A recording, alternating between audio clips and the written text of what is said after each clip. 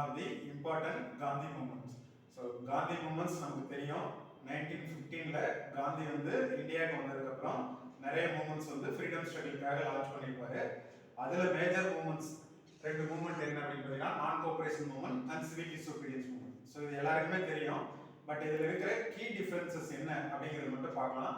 இந்த நான் cooperation movement எப்போ லான்ச் பண்ணியிருப்பாரு அப்படின்னா 1920ல லான்ச் பண்ணியிருப்பாரு. என்ன ரீசன் அப்படின்னா மேஜர் இஷ்யூ அப்படின்னு பார்த்தீங்கன்னா கிலாபத் இஷ்யூ. ஸோ முஸ்லீம் லீடர் போஸ்ட் வந்து பார்த்தீங்கன்னா வேர்ல்டு லெவலில் வந்து அபாலிஷ் பண்ணியிருப்பாங்க.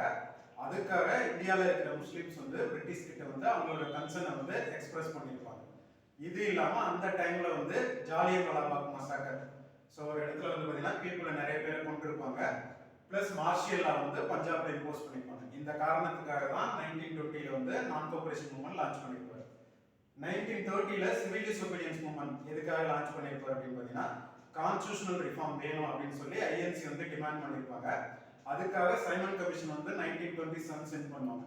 அதை இங்க இருக்கிற ஐஎன்சி அண்ட் அதர் பார்ட்டிஸ்லாம் வந்து அப்போஸ் பண்ணிருப்பாங்க.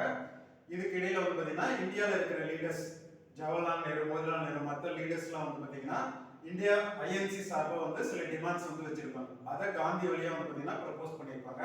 அதுதான் இம்பார்ட்டண்டா 11 டிமாண்ட்ஸ் ஆஃப் காந்தின்னு சொல்லுவாங்க. ஸோ காந்தி வந்து அந்த டைம்ல இருக்கிற இஷ்யூவை ஹேண்டில் பண்றதுக்காக சில இஷ்யூஸ் வந்து ப்ரப்போஸ் பண்ணியிருப்பாரு. ஓகேங்களா?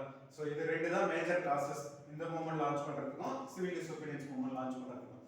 ஸோ இதுக்கு அடுத்து இந்த ரெண்டு மூவ்மெண்ட்ஸ்லயும் அடுத்தடுத்து என்ன கான்சிக்வன்சஸ் போயிருக்கும் அப்படின்னு பார்த்தீங்கன்னா 1920ல இந்த லான்ச் பண்ண மூவ்மெண்ட்ல இனிஷியலா இதுக்கு ரெண்டுக்கும் உள்ள டிஃபரன்ஸ் வந்து என்னன்னா இங்க வந்து பாத்தீங்கன்னா ஜஸ்ட் ஸ்மால் லெவல்ல பாய்காட் மட்டும் தான் பண்ணிருப்பாங்க.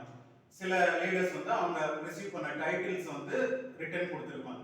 பட் இந்த மூவ்மெண்ட்ல வந்து பாத்தீங்கன்னா கவர்மெண்டோட லாவையே வந்து ரெஃப்யூஸ் பண்ணிருப்பாங்க. எக்ஸாம்பிள் வந்து சால்ட் டாக்ஸஸ் வந்து பே பண்ண மாட்டோம், நாங்களே வந்து சால்ட் ப்ரொடியூஸ் பண்ண போறோம் அப்படிங்கிற மாதிரி ரெஃப்யூஸ் பண்ணிருப்பாங்க. இது இல்லாம நிறைய பேர் வந்து பாத்தீங்கன்னா ரிசைன் பண்ணிருப்பாங்க. ஸோ இந்த மூவ்மெண்ட் வந்து ஒரு சின்ன காசுக்காக இல்லாம கவர்மெண்ட்டே வந்து பாத்தீங்கன்னா அப்போஸ் பண்ற மாதிரி எங்களுக்கு வந்து அட்டானமி வேணும், கம்ப்ளீட் இண்டிபெண்டன்ஸ் வேணும் அப்படிங்கிற மாதிரி டிஃப்ரெண்ட் குரூப்ஸ் வந்து பாத்தீங்கன்னா ப்ரப்போஸ் பண்ணியிருப்பாங்க. இதுக்கு அடுத்த கான்சிக்வன்சஸ் என்ன அப்படின்னு பாத்தீங்கன்னா யார் மேஜரா பார்ட்டிசிபேட் பண்ணியிருப்பாங்க அப்படின்னா 1920ல ஒரு இம்பார்ட்டன்ட் இஷ்யூ என்னன்னா இந்து முஸ்லீம் யூனிட்டி வந்து மேஜர் லெவல்ல இருக்கும். அதுக்கப்புறம் ஃபார்மர்ஸ், பெசன்ட்ஸ் எல்லாருமே வந்து பார்ட்டிசிபேட் பண்ணியிருப்பாங்க. ஆனா சிவில் டிசோபீடியன்ஸ் மூவ்மெண்ட் வந்து வைடர் ஏரியால ஸ்ப்ரெட் ஆயிருக்கும். தமிழ்நாடு, கேரளா அப்படின்னு வேற ஏரியால வந்து பாத்தீங்கன்னா ஸ்ப்ரெட் ஆயிருக்கும். அதுக்கடுத்து இந்த மூவ்மெண்ட்டை ஏன் வந்து காந்தி ஸ்டாப் பண்ணார் அப்படின்னா சௌரி சௌரா அப்படிங்கிற ஒரு இடத்துல வந்து போலீஸ் ஸ்டேஷன் வந்து பாத்தீங்கன்னா பீப்புள் வந்து ஃபயர் பண்ணிடுவாங்க. அதனால மூவ்மெண்ட் நான் வயலண்டால இருந்து வயலண்டா மாறினதுனால அந்த மூவ்மெண்ட் வந்து ஸ்டாப் பண்ணிருப்பாரு. இதுக்கப்புறம் காந்தி அரெஸ்ட் பண்ணிருப்பாங்க. ஸோ ஈவன் தோ இந்த மூவ்மெண்ட் சக்சஸ் ஆகல அப்படின்னாலும் அந்த ஆன்டி இம்பீரியலிஸ்ட் ஃபீலிங்கும் பிரிட்டிஷ்க்கு எதிரான சில மூவ்மெண்ட்ஸ் வந்து பாத்தீங்கன்னா ஸ்ட்ராங்கா வந்து பாத்தீங்கன்னா க்ரோத் ஆக ஆரம்பிச்சிருக்கு. பட் இதுக்கு அடுத்து லான்ச் பண்ண மூவ்மெண்ட் 30ல வந்து பாத்தீங்கன்னா காந்தியோட பாலிசிஸ் வந்து காந்தி இர்வின் பேக்ட், அதுக்கப்புறம் செகண்ட் ரவுண்ட் டேபிள் கான்ஃபரன்ஸ் இதெல்லாம் வந்து பாத்தீங்கன்னா சக்சஸ்ஃபுல்லா போயிருக்காது. அதனால திரும்ப வந்து லான்ச் பண்ண ட்ரை பண்ணுவாரு. பட் போலீஸ் வந்து பாத்தீங்கன்னா பிரிட்டிஷ் வந்து காந்தியை வந்து அரெஸ்ட் பண்ணிடுவாங்க. ஸோ இதெல்லாம் வைடர் லெவலில் வந்து பார்த்தீங்கன்னா நேஷனல் ஸ்ட்ரகிளுக்கு வந்து இம்பாக்ட் வந்து கிரியேட் பண்ணியிருக்கோம். நிறைய லீடர்ஸ் வந்து பார்த்தீங்கன்னா பார்ட்டிசிபேட் பண்ணியிருப்பாங்க.